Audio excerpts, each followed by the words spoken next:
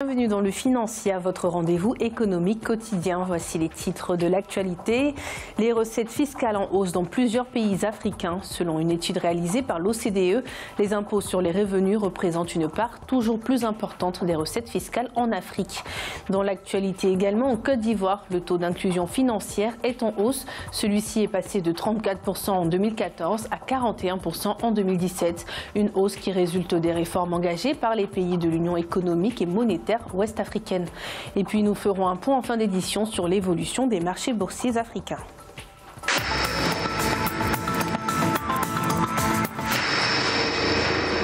Selon une récente étude réalisée sur 21 pays africains par l'Organisation de coopération et de développement économique, les impôts sur les revenus représentent une part toujours plus importante des recettes fiscales en Afrique. L'étude précise également que la fiscalité des biens et des services reste la principale source de recettes publiques en Afrique, avec un taux de 54,6%. Des précisions avec Cheikh Omar Bandaogo.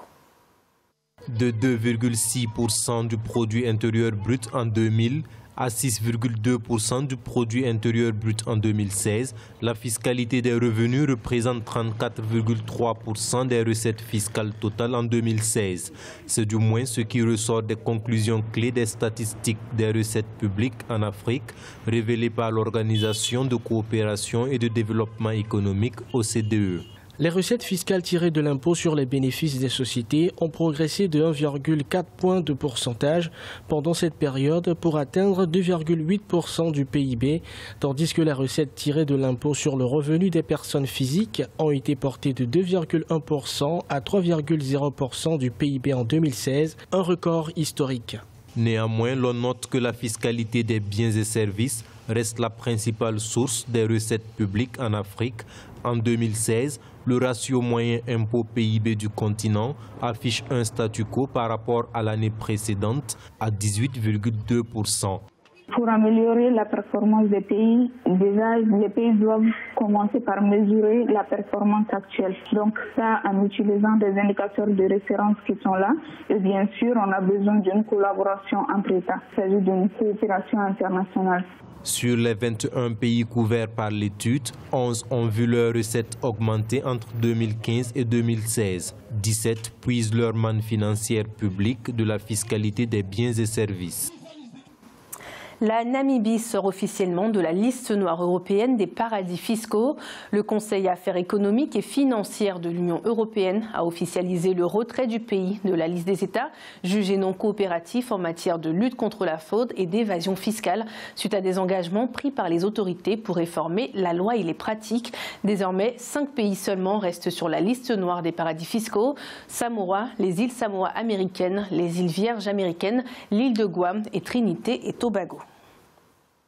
En Côte d'Ivoire, le taux d'inclusion financière est passé de 34% en 2014 à 41% en 2017, une hausse qui est le résultat des réformes engagées par les pays de l'Union économique et monétaire ouest-africaine, notamment les modifications intervenues dans la réglementation des banques ou des systèmes financiers décentralisés. Des détails avec Aïssatou Bari.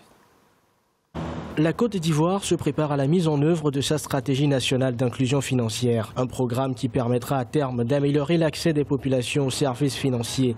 De 34% en 2014, le taux d'inclusion financière est passé à 41% en 2017 selon les données officielles. Si la Côte d'Ivoire a performé au niveau du taux d'inclusion financière, c'est d'abord une économie qui a renoué avec une croissance vigoureuse, mais c'est surtout les réformes, l'assainissement du secteur de la microfinance en Côte d'Ivoire. Un autre fait à souligner et qui n'est pas des moindres, le développement de la téléphonie mobile. Le mobile banking touche 35% de la population, d'un taux de croissance de 8,1%.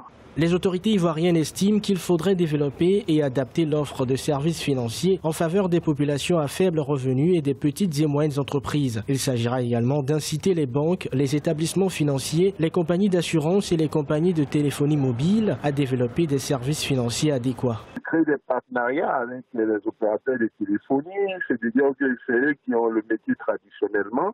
parce que les opérateurs de téléphonie sont en train de venir dans leur segment et de chercher à créer même des banques. L'inclusion financière et l'inclusion bancaire ne peut pas aller sans aussi l'accès à l'éducation, l'accès à l'alphabétisation et mettre fin à l'analphabétisme en matière numérique. Donc il est important qu'une synergie se crée pour faire avancer les choses. Selon les données de Global Findex, l'accès aux comptes des institutions financières a stagné à 15% entre 2014 et 2017. Aussi, la part des personnes actives disposant d'un compte Mobile Money a augmenté d'au moins 40%. Le Mozambique obtient la restructuration de plus de 726 millions de dollars de dettes auprès de ses créanciers. Ce nouvel accord de restructuration de dettes prévoit notamment le report de l'échéance d'environ 726,5 millions de dollars d'emprunts obligataires. Pour rappel, en 2016, les autorités mozambicaines avaient dévoilé l'existence de plus de 2 milliards de dollars de dettes cachées ayant mis le pays dans une situation de défaut de paiement, une annonce qui avait conduit à la suspension de l'aide du FMI. Le FMI, justement, qui prévoit un ralentissement de la croissance économique en 2018 à 5% au Mali, alors qu'elle était de 5,3% en 2017. Une prévision en baisse qui s'explique notamment par une augmentation de l'inflation. L'institution financière recommande aux autorités maliennes d'accroître leurs efforts en matière de gestion budgétaire, notamment en améliorant l'administration fiscale, l'efficacité de la taxation du secteur minier et des recettes des produits pétroliers, ainsi que la gestion des finances publiques. Nous allons écouter un extrait de la déclaration du FMI. La mise en œuvre du programme économique et financier au cours du premier semestre 2018 a été globalement satisfaisante. La plupart des critères quantitatifs de performance à fin juin 2018 ont été atteints. La moins-value importante au niveau des recettes intérieures a été compensée par une réduction des dépenses car les autorités ont fait preuve de détermination pour respecter leur objectif de déficit budgétaire. Nous allons à présent faire le point sur l'évolution des marchés boursiers africains. En Afrique australe et dans l'océan Indien, l'indice de l'île Maurice était en hausse de 0,06%. La bourse sud-africaine était en baisse de 0,85%.